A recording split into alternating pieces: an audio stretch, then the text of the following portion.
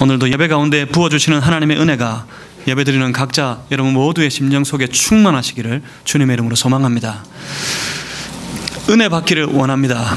은혜가 있기를 원합니다. 여러분은 어떻습니까? 은혜 받으시기에 충분하십니까? 여러분은 어떻습니까? 은혜 받을 준비가 되셨습니까?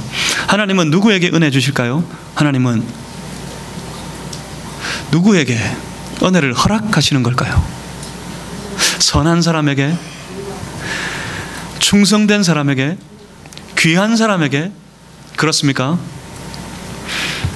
악인에게는 어떻습니까? 악인과 은혜는 어떤 관계가 있을까요? 하나님은 악인에게도 은혜를 주십니까? 하나님은 왜 우리에게 은혜를 주시는 걸까요? 여러분, 은혜 가지고 뭐 하셨습니까? 은혜를 어떻게 사용하셨습니까? 아주 오래전에 그 수하에 행동대원만 약 200여 명을 거느린, 오늘로 치면 조직폭력배의 두목과 같은 사람이 있었습니다. 이 사람은 언제나 술에 취해 살았습니다. 알코올에 중독되었기 때문입니다. 사람을 괴롭히는 것이 유일한 즐거움이었습니다. 그는 악한 사람이었기 때문에 그렇습니다. 무엇보다도 사람을 붙들어 노예로 팔아 노예 장사를 해서 큰 돈을 벌었습니다. 그런 패역한 삶을 살아가는 그가 어느 날 영국 런던의 한 거리에서 평소와 같이 술에 취해 거리를 헤매다가 예배를 드리고 있는 한 동네의 작은 교회에 장난삼아 그 예배에 참여하기 위해 들어갔습니다. 그런데 그 예배의 자리에 들려온 한 이야기, 아버지의 품으로 돌아온 탕자의 이야기, 그 흔한 말씀에 그는 이해할 수 없는 은혜를 체험하게 됩니다. 그는 그 은혜를 안고 그 자신의 인생을 돌아보게 됩니다. 그리고 그 인생을 걸고 그는 씨름합니다. 여러분 아십니까? 한 번의 은혜가 인생을 송두리째 바꿀 수도 있습니다. 이 사람은 그래서 자신의 모든 패역한 삶을 다 청산합니다. 그리고 그는 성직자가 되었습니다. 그리고 평생의 한과도 같이 큰 상처로 남아있는 그 노예를 위해, 그런 평생의 노예 해방과 싸우는 그런 사람이 되었습니다. 그가 노래합니다. 그가 찬양했습니다. 나 같은 죄인 살리신 주 은혜 놀라와 잃었던 생명 찾았고 광명을 얻었네. 우리만 아니라 전 세계인들이 너무나도 즐겨 부르는 찬양 Amazing Grace의 작가 존 뉴턴이라는 사람입니다. 이 사람이 은혜를 받았습니다.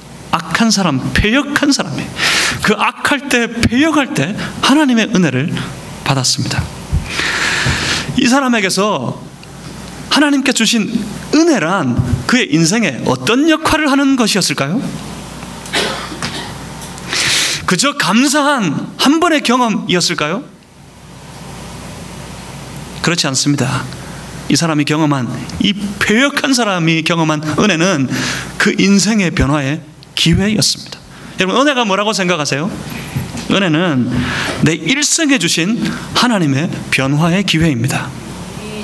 여러분, 은혜를 오해하는 사람들이 많습니다. 하나님께서 은혜 주시는 이유를 착각하는 사람들이 참 많아요. 은혜는 내 착한 일에 대한 보상이 아닙니다. 은혜는 내 열심에 대한 하나님께서 주시는 상급이 아닙니다. 누구는 그랬답니다. 어줍지 않게. 나만큼 열심인 사람이 우리 교회에 어디 있느냐? 주변에 보십시오. 그보다 더 열심인 사람이 보이지 않는 곳에서 충성하는 수많은 사람들이 주의 몸된 교회 안에 구석구석에 숨어 있습니다. 엘리야도 스스로 외쳤습니다. 나만 남았는데 저들이 나마저 죽이려고 합니다. 그때 하나님이 그러셨습니다. 엘리야의 착각을 뒤집으셨어요. 바알에게 무릎 꿇지도 않고 입 맞추지도 않은 7천의 사람들이 있다. 우리의 열심에 대한 보상이 아닙니다. 은혜는 내 착한 삶에 대한 하나님의 보상이 아닙니다. 은혜는 오히려 패역한 내 삶에 주시는 우리의 인생의 변화에, 우리의 신앙의 변화에 소중한 기회입니다. 아합을 봅니다. 우리 계속해서 아합을 살펴보았습니다. 아합은 어떤 왕입니까? 한마디로 말하면 악한 왕입니다. 악한 왕으로도 부족합니다. 아합은 최악의 왕이었습니다. 아합이 어떤 사람입니까? 아합은 점점 우상에게 그 마음을 빼앗겨 넘어지고 쓰러지고 있는 이스라엘, 그 이스라엘 가운데 이제는 공적으로 모든 백성들이 함께 모여 바알을 제사하는 그런 나라, 공적인 바알 제사를 시작했던 왕이 바로 이 패역한 아합 왕이었습니다. 그는 어떤 인물입니까? 850명의 바알과 아세라의 선지자들을 불러서 엘리야와 그리고 엘리야의 하나님과 함께 힘겨루기를 허락했던 인물이 바로 아합 왕입니다. 엘리야가 어느 날 찾아왔습니다. 진짜 하나님이 누구인지 가려보자. 그때 아합은 주저하지 않았습니다. 주저하지 않고 850의 우상의 선지자들을 불러서 엘리야와 엘리야의 하나님과 함께 대결하게 했던 이유를 여러분 아십니까? 아합이 왜 주저하지 않고 이 대결을, 이 위험한 대결을 허락했던 걸까요? 그건 아합의 불신 때문입니다. 아닙니다. 이것은 아합의 믿음 때문입니다. 어떤 믿음입니까? 이스라엘 가운데 여호와 하나님은 죽었다.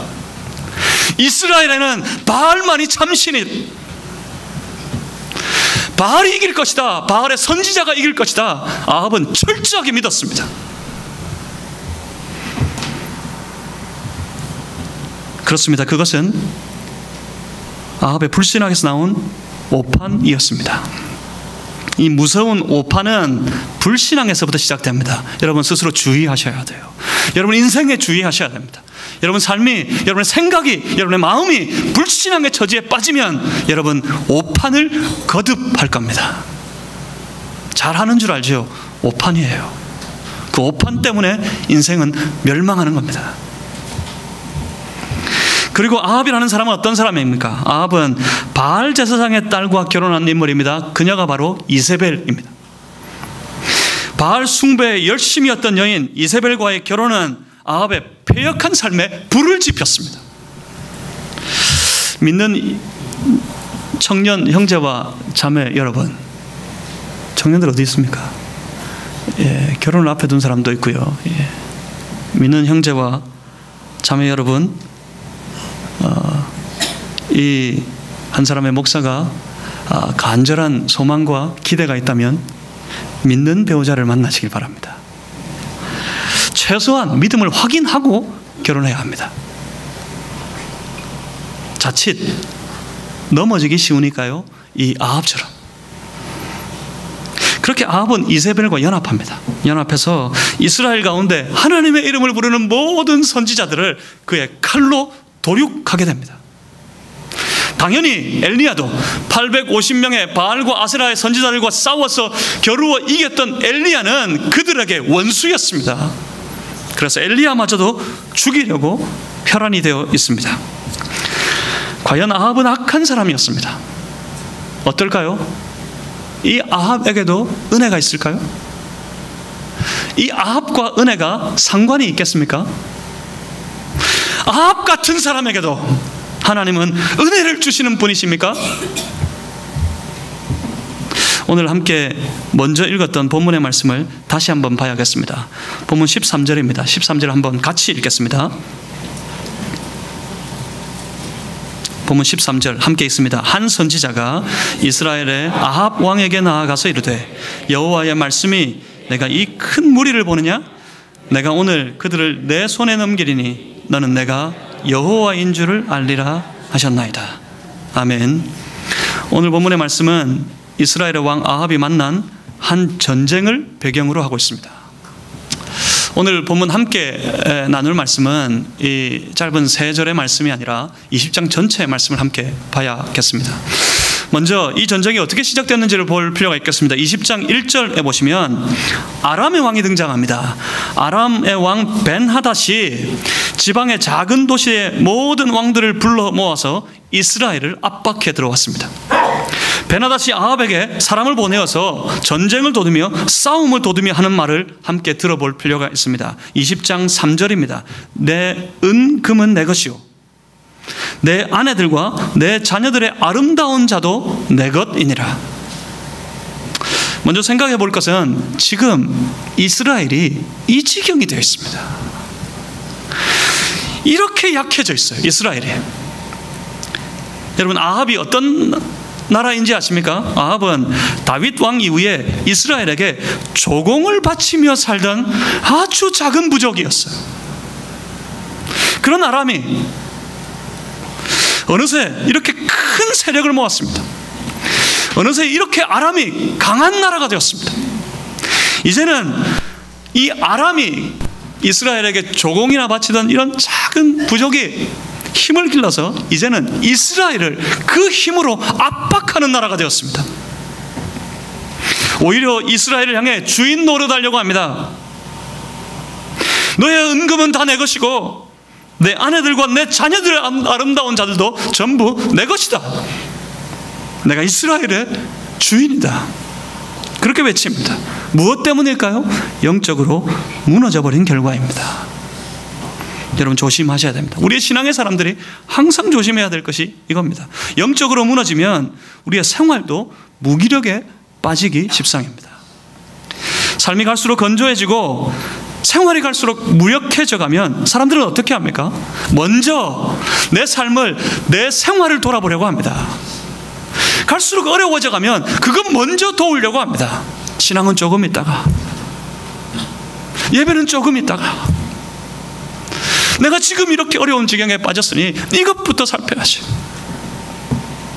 그러다가 결국은 더 처참한 몰골이 됩니다. 더 처참한 지경에 빠져버립니다. 더 깊은 함정에 빠지는 거예요. 여러분, 기억하십시오.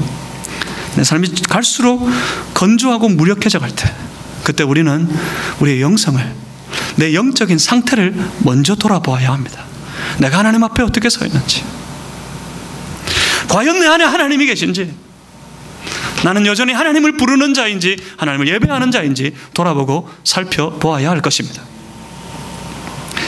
아람이 이렇게 일어섰을 때 너의 은금은 다 내 것이고 내 아내들, 내 자녀들 중에 아름다운 자들도 전부 내 것이다 외치니까, 지금 그 베나닷의 외침에 대답하는 아합의 태도를 한번 보십시오. 정말 가관입니다, 이 사람.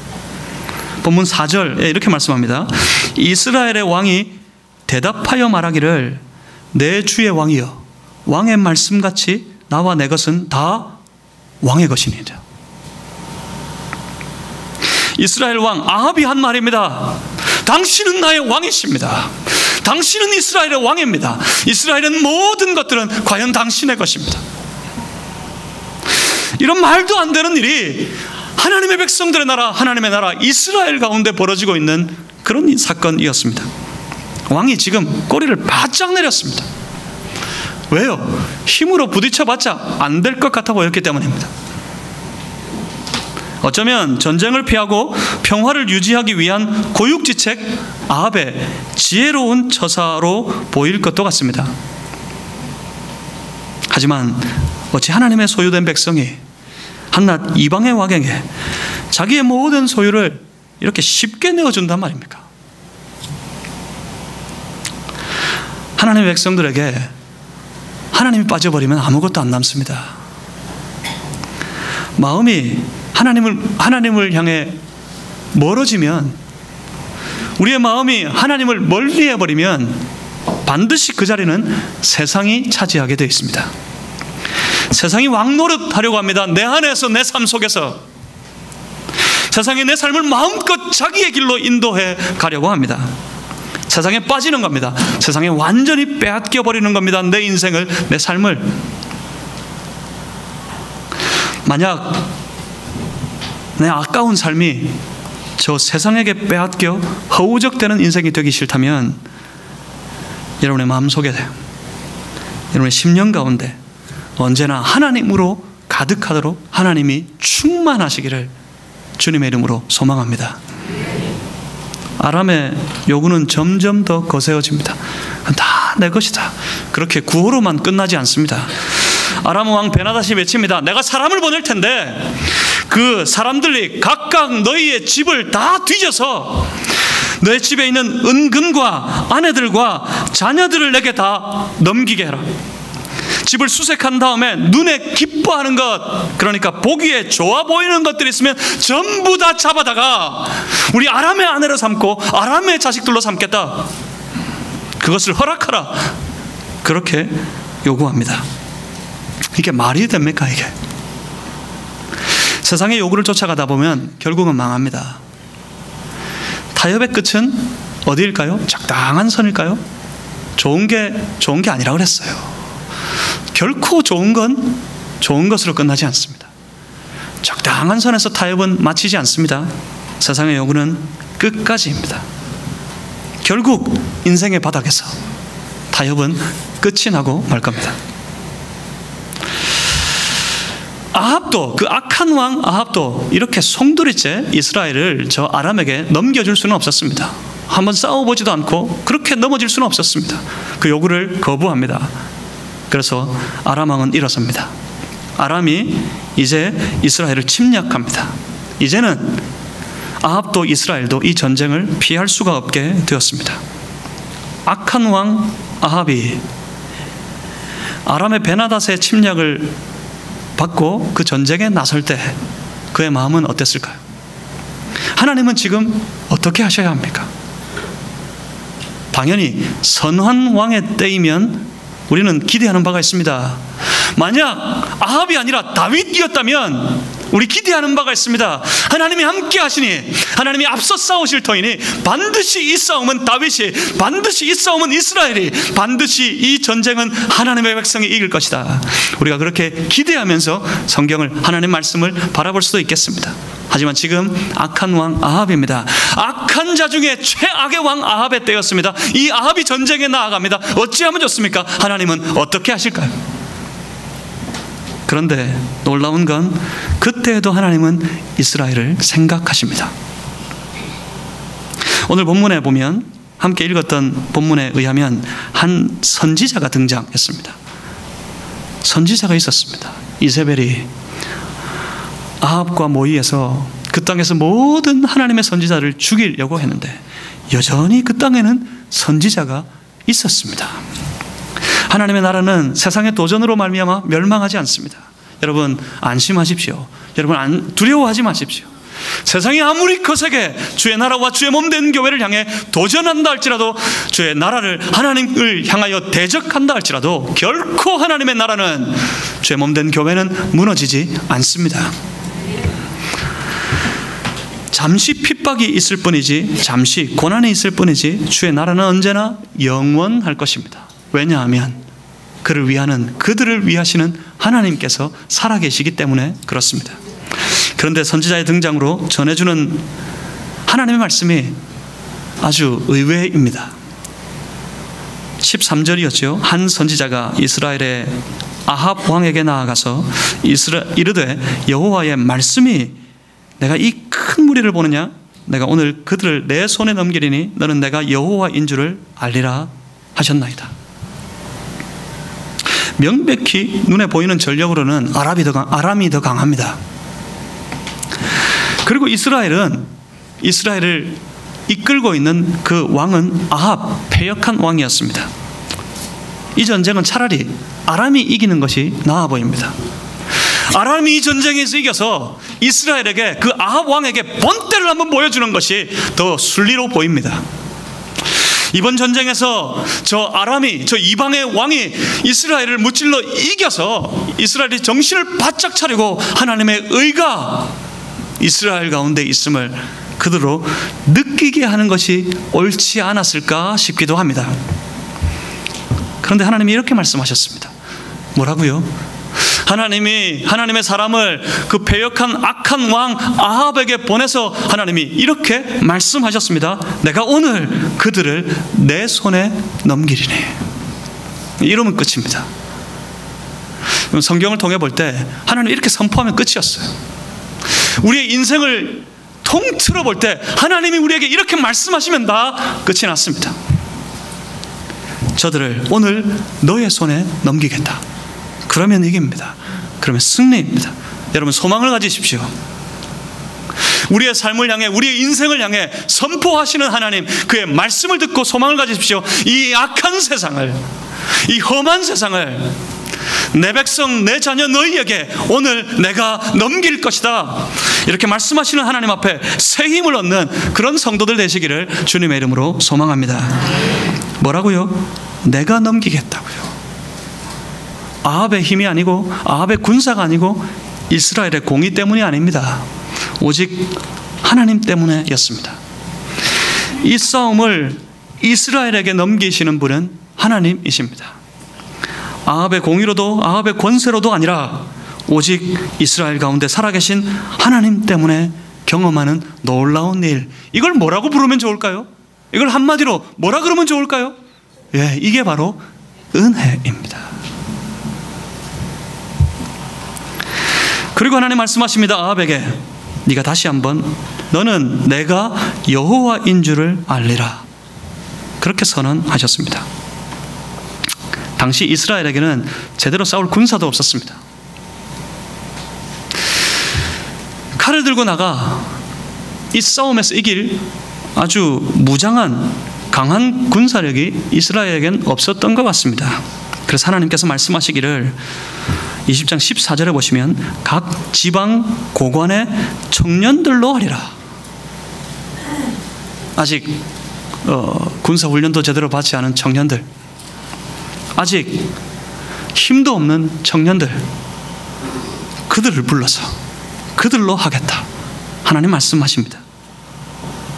결국 주가 세우신, 아합이 훈련한 군사들의 칼로 아니라 주가 세우신 주의 청년들로 말미암아 이 전쟁에서, 이 아람과의 전쟁에서 이스라엘이 이기도록 하셨다는 말입니다.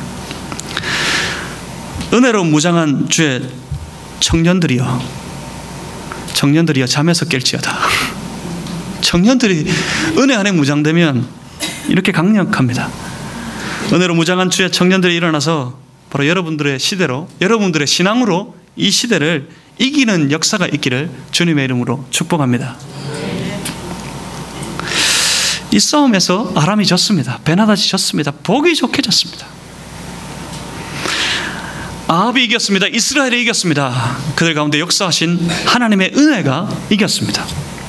그렇다고 세상은 가만히 있지 않습니다. 여러분, 그렇다고 베나닷이 포기할 리가 만무합니다. 이제 오히려 베나닷은 전략을 바꾸어서 다시 한번 더 큰 세력, 더 큰 힘을 모아 이스라엘을 재차 침략하게 됩니다. 그도 그럴 수밖에 없는 것이 너무 아까웠어요. 전력상으로 보면 당연히 아람이 이기는 거예요. 우리가 이길 거였어요. 왜 졌을까? 왜 졌을까? 뭔가 전략이 잘못됐던 거였어. 지금 아시안게임이 한참인데 며칠 전에 여러분 되게 분통이 터졌던 적이 있지요. 축구에서 한국 대표팀이 생각지도 않은, 도무지 깜도 안 된다고 생각했던 말레이시아한테 툭 져버렸어요. 얼마나 아까웠는지 몰라요. 그 싸움에서 우리가 아까운 이상 선수들은 더 아까웠겠죠. 왜 졌을까 고민했을 겁니다. 무엇 때문에 졌을까 생각했을 겁니다. 전략을 바꿔야겠다고 생각했겠죠. 그래서 다시 무장해가지고 심기일전에서 그 다음 싸움에, 그 다음 경기에 나갔는데 완전히 다른 팀이에요. 완전히 다른 모양으로 그 말레이시아보다 훨씬 더 강한 대적을 만나서 싸워서 이겼습니다. 어쩌면 베나닷이 그런 심정이었을 거예요. 아깝다. 왜 졌을까? 계산에 넣지 못한 것이 하나 있었습니다. 그가 바로 이스라엘의 하나님이었습니다. 베나닷도 생각했어요. 하나님 때문에 졌다. 그래서 전략을 수정합니다. 그런데 세상의 생각이야 기껏 이것밖에 안 됩니다. 사람들의 생각이야 아무리 지혜로운 척해도 기껏 여기밖에 안 됩니다. 20장 23절 말씀해 보면 그가 그럽니다. 그들의 신은 산의 신이므로. 하나님을 계산해 넣지 않았는데, 그들의 여호와, 그들의 신을 계산해 넣지 않았는데 가만히 살펴보니 그들이 볼 때 그들의 하나님, 이스라엘의 하나님은 산의 신이더랍니다. 만약 우리가 평지에서 싸우면 반드시, 그들이 그렇게 마음먹었습니다. 평지에서 나가 싸운다면 이길 거다. 반드시 이길 것이다. 하나님에 대해서는 그렇습니다. 세상이 하나님 모르면 착각에 빠집니다. 만만합니다. 건드려도 싸워도 이길만 합니다. 그래서 대적합니다. 하나님 모르면 대적하다가 그 대적으로 인하여서 처참한 멸망을 세상이 경험하게 됩니다. 하나님을 알면 어떻습니까? 하나님을 알면 그 하나님 앞에 굴복하게 되어 있습니다. 세상은요, 대적하는 아람 군대, 이 아람의 군대는 베나닷은 심기일전했습니다. 한번 졌기 때문에, 한번 실패했기 때문에 군사를 더 모았을 테고 더 정예 군사를 모았을 겁니다. 더 날카롭게 칼을 갈았을 겁니다. 창에 날을 세웠습니다. 이번에는 반드시 이길 것이다. 그렇게 다짐하고 각오하고 이 전쟁을 향해 나아갑니다. 아합의 심정을 생각해 봅니다. 요행이 지난번에는 이겼는데 더 큰 군사가 달려온다. 이제 어쩌면 좋나. 아합의 마음은 두려움에 사로잡혔을 겁니다. 그때 다시 한번 그 아합을 찾아오는 분 계셨는데 그가 바로 하나님이십니다. 본문 28절입니다. 우리 28절 같이 한번 읽어보겠습니다.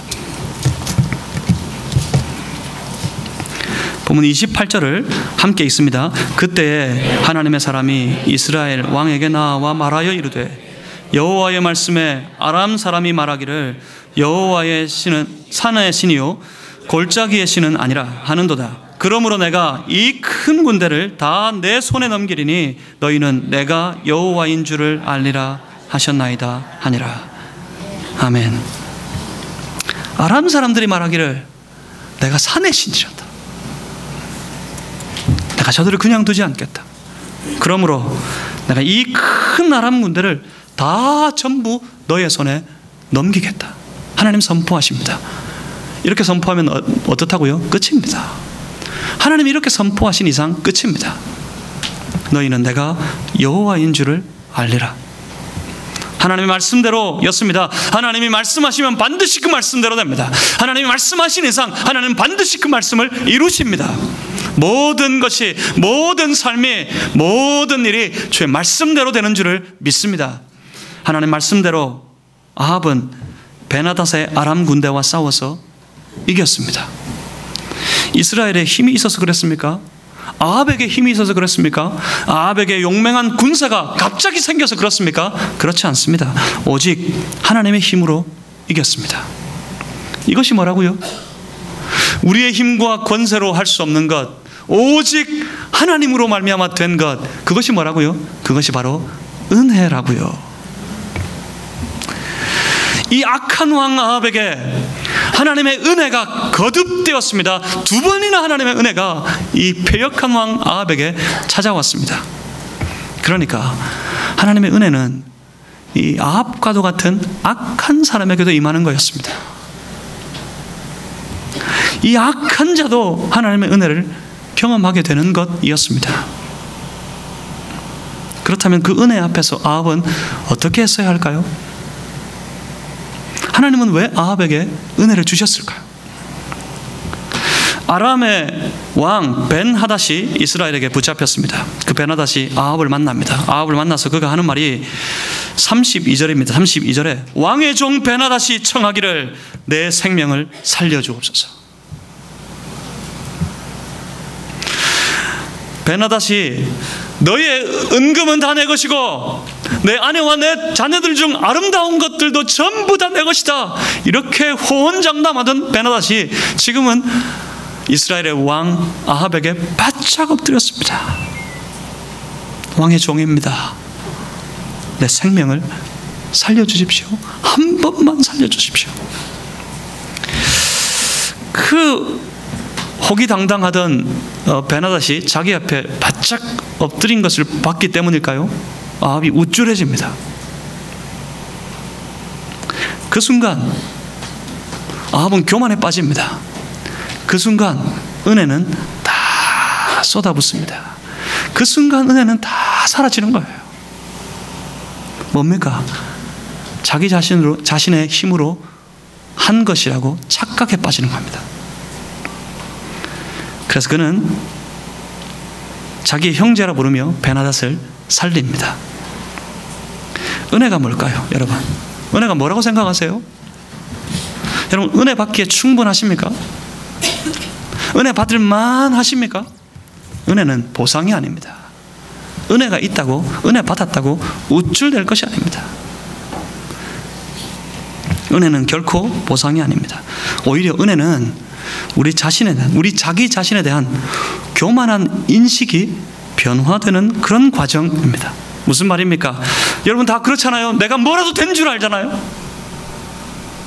내가 내 인생을 살아갈 때 내가 과연 당당하게 내가 뭐라도 된 줄 알고 그 착각에 빠져 살고 있지 않습니까? 은혜는 나에 대한 그 인식을 변화시키는 과정이 바로 은혜입니다. 내 삶이, 내가 만난 이 승리가 나로 말미암은 것이 아니라 오로지 하나님 때문임을 깨닫게 되는 과정이 바로 은혜입니다. 그러니까 은혜는 깨닫는 것입니다. 뭐라고요? 무엇을요? 내가 아니라 하나님이시다. 내가 아니라 하나님이 하신다. 그것을 깨닫는 과정이 은혜입니다. 그 은혜가 우리에게 원하는 것이 뭐겠습니까? 은혜가, 하나님께서 우리에게 은혜 주시며 기대하는 것이 무엇일까요? 그것을 이루어야 합니다. 하나님께서 우리에게 은혜 주실 때는 때로는 패역하고 도무지 감당할 수 없는 그런 자이나 우리에게 은혜 주실 때에는 하나님께서 품으신 기대가 있습니다. 하나님의 이유가 있습니다. 하나님께서 그 은혜를 통해 우리에게 기대하시는 것은 바로 변화라는 겁니다. 제일 먼저 변화된 예배를 기대하십니다. 예배로 나아오기를 기대하십니다. 예배가 뭡니까? 하나님 앞에 엎드리는 거예요. 하나님 앞에 바짝 엎드리는 거예요. 온전한 예배가 뭡니까? 도무지 고개를 들지 아니하고 온전히 하나님 앞에 엎드려 하나님만 찬양을 받으시길 원합니다. 그렇게 엎드리는 것이 예배입니다. 그렇습니다. 은혜가 우리에게 요구하는 바, 은혜가 우리에게 기대하는 바가 아닌데 그것은 하나님 앞에 완전하게 엎드리는 그런 기회입니다. 은혜는 완전히 엎드릴 기회란 말입니다. 그리고 은혜가 우리에게 기대하는 바가 무엇입니까? 그건 우리가 하나님 앞에 나아가 기도하기를 기대하고 있습니다. 우리가 기도하는 이유가 뭡니까? 하나님 의지하기 때문입니다. 그러니까 은혜가 우리에게 기대하고 있는 바가 뭐라고요? 완전히 하나님께 의지한 사람 되기를 기대하고 있는 겁니다. 하나님 앞에 완전히 엎드려서 하나님만을 완전히 의지하는 사람들 때 어떤 일이 벌어질까요? 은혜가 결정적으로 우리에게 기대하는 바가 하나 있습니다. 그것은 뭡니까? 자기 자신을 포기하는 거예요. 하나님 앞에 엎드려 하나님을 완전히 의지하게 되면 완전히 포기합니다. 완전히 엎드려 완전히 의지하면서 다 완전히 포기해버립니다. 무엇을요? 내가 아니라 하나님이십니다. 내가 하는 것이 아니라 하나님이 하시는 겁니다. 나로 인해서가 아니라 하나님의 은혜로 인해서임을 내가 알겠습니다. 나 때문이 아닙니다. 하나님 때문입니다. 나를 위해서 살지 않겠습니다. 하나님을 위해 살겠습니다. 이것이 은혜의 역사입니다. 은혜는 한마디로 변화의 기회입니다. 왜 아직도 은혜 주십니까? 왜 계속해서 은혜 주십니까? 아직도 내가 변해야 될 때가 있기 때문입니다. 아직도 내가 바뀌어야 할 게 있기 때문입니다. 아직도 내가 포기해야 될 게 있기 때문입니다. 우리가 이뻐서 은혜 주시는 거 아닙니다. 우리가 귀해서 은혜 주시는 거 아닙니다. 우리가 너무나도 존귀한 자이기 때문에 은혜 주시는 거 아닙니다. 패역한 왕 아합에게 은혜 주셨던 것처럼 교만한 우리의 인식을 향해 은혜를 주실 때는 아직도 무너져라고, 아직도 엎어져라고, 아직도 변해야 될 게 있다고, 아직도 포기해야 될 게 있다고 하나님께서 우리에게 기회를 주시는 겁니다. 그 은혜를 쏟아버린다는 것, 그 은혜를 잊어버린다는 것, 그 기회를 놓치는 거예요. 그래서 우리가 이렇게 사는 거예요. 아합은 그 기회를 놓쳤습니다. 아합은 무너져 버립니다. 선지자를 통해 아합에게 하나님께서 말씀하십니다. 벤하닷을 교만하여서 살렸기 때문에 하나님이 그 아합에게 말씀하시기를 42절입니다. 너의 목숨은 그의 목숨을 대신하고 너의 백성은 그의 백성을 대신할 것이다. 베나닷을 살렸으니 너의 목숨이 그 베나닷의 목숨을 대신할 것이고, 그 아람을 살렸으니 너의 백성들 이스라엘이 그 아람을 대신하게 될 것이다. 그 이후로 이스라엘은 급속하게 그리고 완벽하게 멸망의 길을 가게 됩니다. 그리고 비로소 이제서야 내 목숨이 그의 목숨을 대신할 것이다. 하나님의 말씀을 받고 비로소 그제서야 아합 왕은 근심에 빠지고 답답해하며 그의 집으로 돌아갑니다. 하지만 소용이 없습니다. 이스라엘은 멸망합니다. 완전하게 멸망합니다. 무엇 때문에요? 은혜의 기회를 놓쳤기 때문에요. 하나님이 은혜 주셨을 때 그것을 발로 차버렸기 때문에요. 은혜 받아서 은혜 때문에 마음 따뜻해지고 하나님 감사해요. 그리고 잊어버리면 그 은혜는 쏟아붓는 것이고 그 은혜는 발로 차버리는 겁니다. 은혜가 있을 때 그때가 기회입니다. 은혜라고 생각할 때 그때가 기회입니다. 오늘도 은혜 받았다면, 은혜를 받는다면, 내일도 은혜가 내게 찾아온다면 그때가 기회입니다. 은혜는 살다가 우리가 졸지에 받게 되는 보상이 절대로 아닙니다. 은혜는 변화의 기회입니다. 그 기회에 교만해지지 말아야 합니다. 은혜 받고서 교만에 빠지는 자, 넘어지는 자예요. 은혜 받았다면 그 기회에 교만하여지기보다 오히려 철저하게 낮아져야 합니다. 낮아져서 하나님을 바라보는 신앙으로 서야 합니다. 하나님을 바라보며 그 신앙이 완전히 변화된 가운데 그 입술로 고백할 수 있어야 합니다. 하나님, 과연 내가 아니라 하나님이십니다. 우리의 인생에 내가 아니라 하나님이심을 깨닫는 은혜의 사람들이 다 되시기를 주님의 이름으로 축원합니다. 기도하겠습니다.